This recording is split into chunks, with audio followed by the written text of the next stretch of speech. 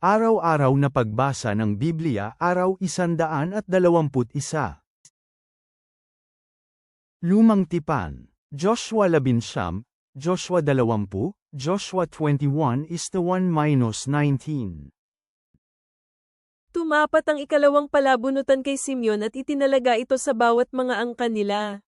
Ang minana nila ay nasa gitna ng pamana na pag-aari ng lipi ni Juda. Napunta sa kanila bilang pamana ang Beersheba, Siba, Molada, Hazar, Sual, Bala, Ezem, Eltelad, Batul, at Horma. May Ziklag din si Simeon, Bet-Markabet, Hazar Susa, Bet-Labaut, at Saruhen. 13 lungsod ang mga ito, hindi kabilang ang kanilang mga nayon. Si Simeon ay mayroon ding Ain, Rimen, Iter, at Asan. 4 na lungsod ang mga ito, hindi kabilang ang kanilang mga nayon. Kasama ang mga ito sa mga nayong nakapalibot sa mga lungsod na ito hanggang sa Balat-Bir, pareho gaya ng Rama sa Negev. Ito ang pamana ng lipi ni Simeon, na ibinigay sa kanilang mga angkan. Ang pamana ng lipi ni Simeon ay bumuo ng bahagi sa lupain ng lipi ni Juda. Dahil napakalawak para sa kanila ang bahagi ng lupaing itinalaga sa lipi ni Juda, tinanggap ng lipi ni Simeon ang kanilang pamana mula sa gitna ng kanilang bahagi. Tumapat ang ikatlong palabunutan sa lipi ni Zebulun, at ibinigay ito sa kanilang mga angkan. Nagsimula ang hangganan ng kanilang minana sa Sered. Umakyat pakanluran ang kanilang hangganan patungong Mar-ala at Damaykit sa Dabbeset, pagkatapos umabot ito sa batis na katapat ng Jokneam. Mula sa Sered lumiko ang hangganan pasilangan patungo sa silangan at tumungo sa hangganan ng Kislat-Tabor. Mula roon tumungo ito sa Dabirat at pagkatapos pataas hanggang sa Japia. Mula roon dumaan pasilangan sa Gath-Hefer, at pagkatapos sa Etkazin, sunod nagpunta ito sa Rimen at lumiko patungo sa Nea. Lumiko ang hangganan sa Hilaga patungong Hanath at nagtapos sa lambak ng Ipteel. Kasama sa rehiyong ito ang mga lungsod ng Kattat, Naalal, Simron, Idala, at Bethlehem. Mayroong 12 lungsod, hindi kabilang ang kanilang mga nayon. Ito ang minana ng lipi ni Zebulun, na ibinigay sa kanilang mga angkan, ang mga lungsod, kasama ang kanilang mga nayon. Tumapat ang ika-4 na palabunutan kay Isakar, at ibinigay ito sa kanilang mga angkan. Kasama sa kanilang lupain ang Jezreel, Kesulot, Sonem, Hoferaim, Sion, at Anaeret.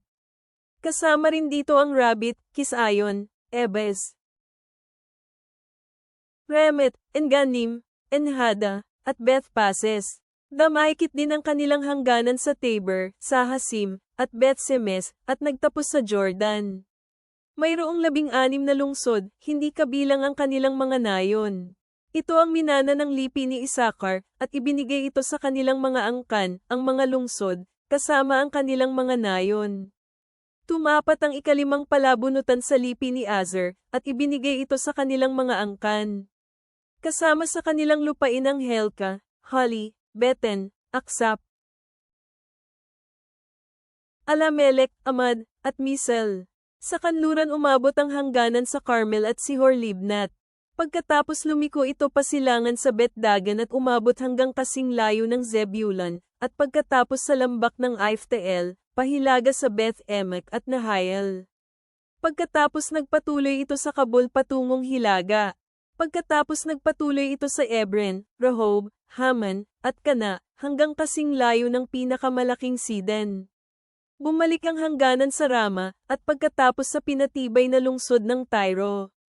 Pagkatapos lumiko ang hangganan sa Hosa at nagtapos sa dagat, sa rehiyon ng Akzeb, Uma, Apek, at Rehob.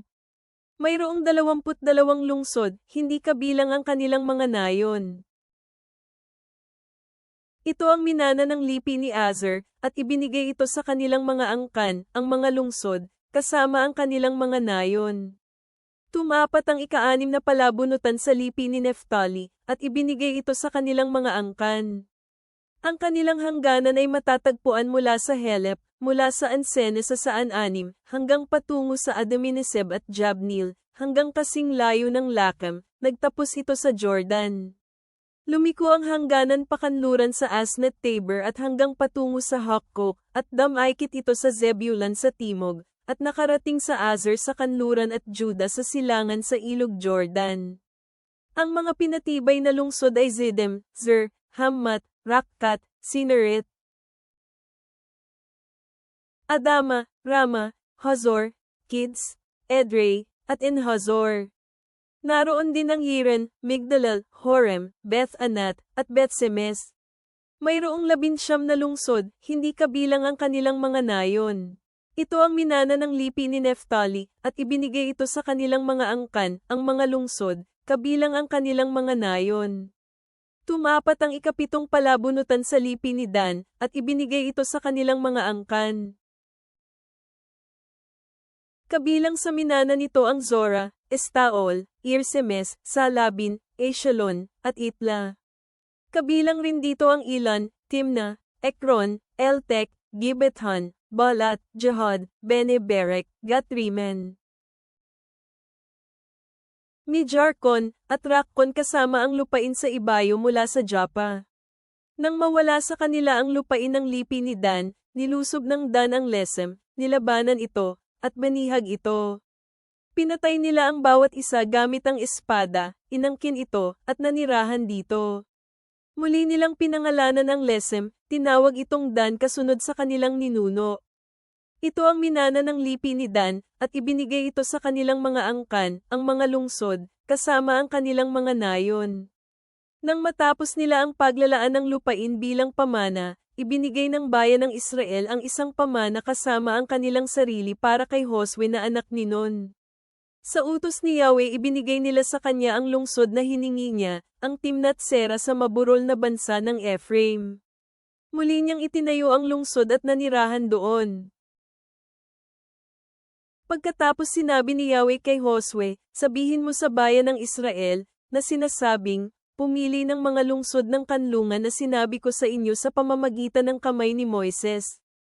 Gawin ito para makapunta doon ang isang tao na nakapatay ng hindi sinasadya. Ang mga lungsod na ito ay magiging isang lugar ng kanlungan mula sa sinumang naghahangad para sa paghihiganti sa dugo ng isang tao na pinatay. Siya ay tatakbo isa sa mga lungsod na iyon at tatayo sa pasukan ng lungsod ng tarangkahan, at ipinaliwanag ang kanyang kaso sa mga nakatatanda ng lungsod na iyon. Pagkatapos siya ay dadalhin nila sa loob ng lungsod at bibigyan siya ng isang lugar na matitirahan kasama nila. At kapag dumating ang isang maghihiganti ng dugo, pagkatapos ang bayan ng lungsod ay hindi dapat isuko para sa kapangyarihan na siyang pumatay sa kanya. Hindi dapat nilang gawin ito, dahil pinatay niya ang kanyang kapitbahay nang hindi inaasahan at hindi nasuklam sa kanya sa simula pa. Dapat siyang manatili sa lungsod hanggang tumayo siya sa harap ng kapulungan para sa paghatol, hanggang sa kamatayan ng naglilingkod bilang punong pari sa mga araw na iyon. Pagkatapos ang isang sadyang nakapatay sa tao ay maaaring bumalik sa kanyang sariling bayan at kanyang sariling tahanan, sa bayan na kanyang tinakasan. Kaya pinili ng mga Israelita ang Cade sa Galilea sa maburol na lugar ng Neftali, Sesem sa maburol na lugar ng Ephraim at ang Kiriat Arba, pareho gaya ng Hebron, sa bansang burol ni Juda. Lampas ng Jordan sa silangan ng Jericho, pinili nila ang Bezer sa ilang na nasa talampas mula sa lipi ni Ruben, Ramot Galaad, mula sa lipi ni Gad, at Golan sa Bashan, mula sa lipi ni Manases.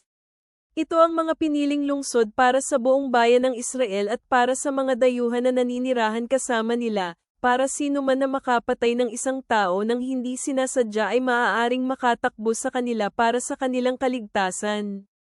Hindi maaaring mamamatay ang taong ito sa pamamagitan ng kamay ng maghihiganti ng dugo, hanggang humarap muna sa kapulungan ang napagbintangan. Pagkatapos pumunta ang mga pinuno ng mga angkan ng mga Levite kina Eleazar na pari, Josue na anak ni Nun, at sa mga pinuno ng mga pamilya ng kanilang mga ninuno sa loob ng bayan ng Israel. Sinabi nila sa kanila sa Silo sa lupain ng Canaan, inutusan kayo ni Yahweh sa pamamagitan ng kamay ni Moises na bigyan kami ng mga lungsod para manirahan, kasama ang mga lupang pastulan para sa aming mga alagang hayop. Kaya sa pamamagitan ng utos ni Yahweh, ibinigay ng bayan ng Israel sa mga Levita mula sa kanilang minana ang mga sumusunod na lungsod, kabilang ang kanilang mga lupang pastulan, para sa mga Levita. Ibinigay ang resulta ng palabunutang ito para sa mga angkan ng mga Kohatita, ang mga pari, ang mga kaapo-apuhan ni Aaron na mula sa mga Levita, tumanggap ng 13 lungsod na ibinigay mula sa lipi ni Juda, mula sa lipi ni Simeon, at mula sa lipi ni Benjamin. Ang mga natirang angkan ng mga Kohatita ay tumanggap ng 10 lungsod sa pamamagitan ng mga palabunutan ng 10 lungsod mula sa mga angkan ng mga lipi ni Ephraim, Dan, at mula sa kalahating lipi ni Manases. At binigyan ang mga taong mula sa Gerson sa pamamagitan ng palabunutan ng 13 lungsod mula sa mga angkan ng mga lipi ni na Isakar, Azer, Naphtali, at sa kalahating lipi ni Manases sa Bashan. Ang bayan ng mga kaapo-apuhan ni Merari ay tumanggap ng 12 lungsod mula sa mga lipi ni na Ruben, Gad, at Zebulun. Kaya ibinigay ng bayan ng Israel ang mga lungsod na ito, kasama ang kanilang mga lupang pastulan, sa mga Levita sa pamamagitan ng mga palabunutan, gaya ng inutos ni Yahweh sa pamamagitan ng kamay ni Moises. Mula sa mga lipi ng Juda at Simeon, nagtalaga sila ng lupain sa mga sumusunod na mga lungsod, nakalista rito ang bawat pangalan.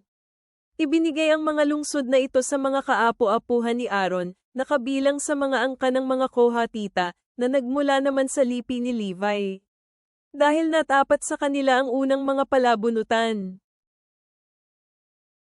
Ibinigay ng mga Israelita sa kanila ang Kiriath Arba, si Arba ang naging ama ni Anak, ang parehong lugar gaya ng Hebron, sa maburol na lupain ng Juda, kasama ang mga lupang pastulan sa paligid nito. Pero ibinigay na kay Caleb na anak ni Jephan ang mga bukid ng lungsod at ang mga nayon nito, bilang pag-aari niya. Ibinigay nila ang Hebron sa mga kaapo-apuhan ni Aaron na pari kasama ang mga lupang pastulan nito, na isang kanlungang lungsod para sa sinuman na nakapatay sa iba ng hindi sinasadya, at Libna kasama ang mga lupang pastulan nito, Jetir kasama ang mga lupang pastulan nito, at Estemoa kasama ang mga lupang pastulan nito. Ibinigay din nila ang Holan kasama ang mga lupang pastulan nito, Debir kasama ang mga lupang pastulan nito. Ain kasama ang mga lupang pastulan nito, Yuta kasama ang mga lupang pastulan nito, at Bet-Semes kasama ang mga lupang pastulan nito. Mayroong 9 na lungsod na ibinigay mula sa 2 liping ito.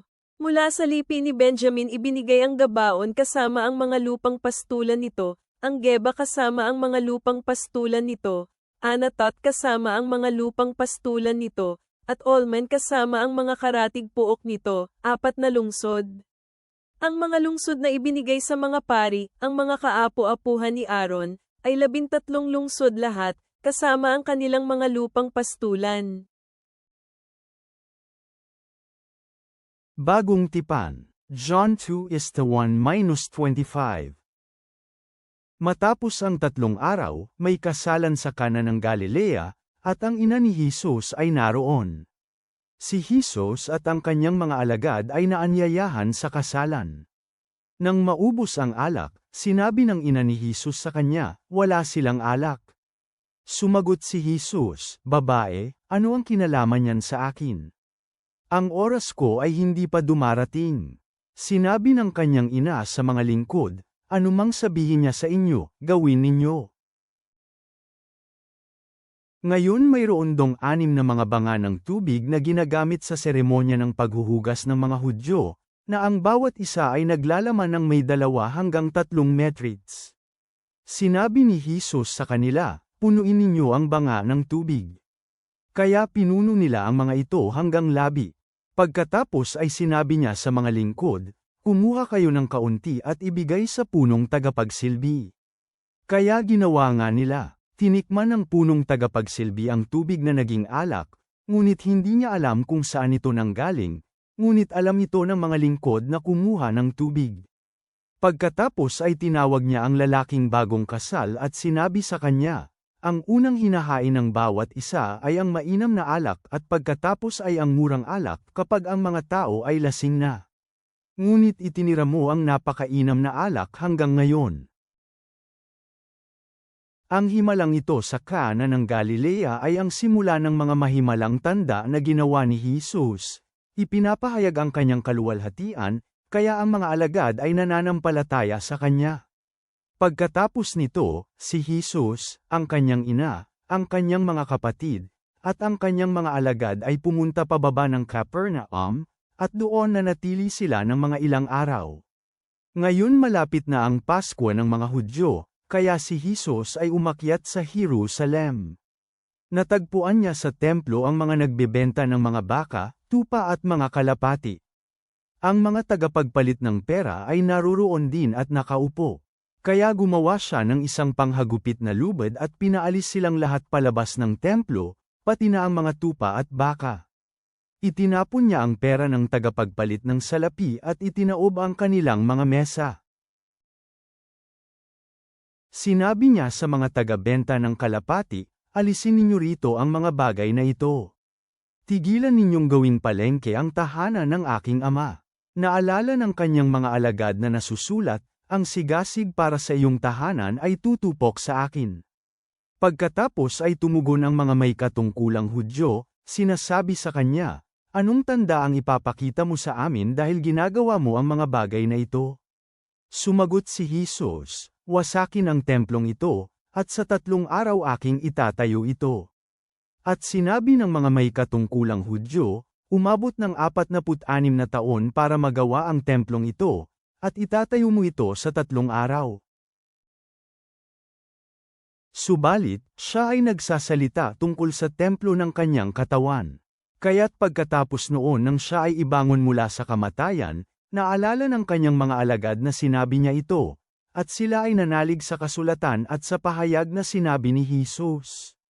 Ngayon nang siya ay nasa Jerusalem, habang pista ng Pasko, marami ang naniwala sa kanyang pangalan, nang nakita nila ang ginawa niyang mapaghimalang tanda. Ngunit walang tiwala si Jesus sa kanila dahil kilala niya lahat ng sangkatauhan. Hindi niya kailangan ng sinuman para magpatutuo sa kanya tungkol sa kung ano ang klase ng mga tao, sapagkat alam niya kung anong nasa sa kanila.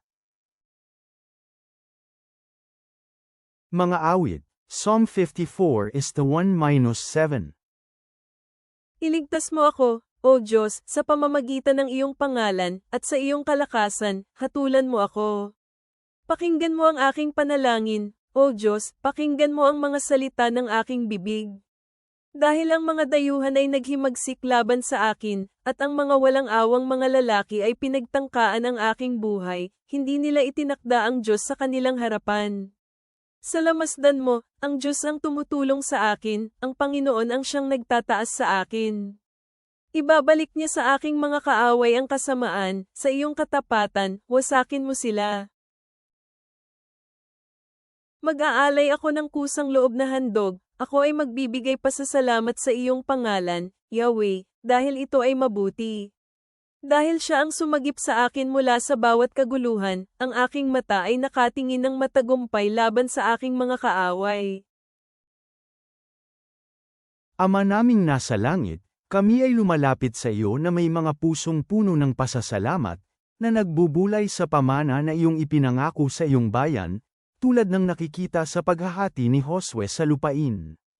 Kung paanong itinatag mo ang mga lungsod ng kanlungan para sa mga pagod at inaapi, naway maging lugar kami ng kaligtasan at pag-ibig sa aming mga pamayanan.